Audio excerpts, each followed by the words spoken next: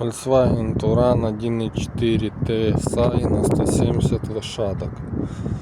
Стук сверху мотора, такое впечатление, как будто гидрокомпенсатор отвалился или клапан. Оказалось, под ТНВД толкает шток вот здесь. Вот такой толкатель с роликом. На нем был очень большой люфт и выработка. То есть вот заказали оригинал и сейчас будем устранять.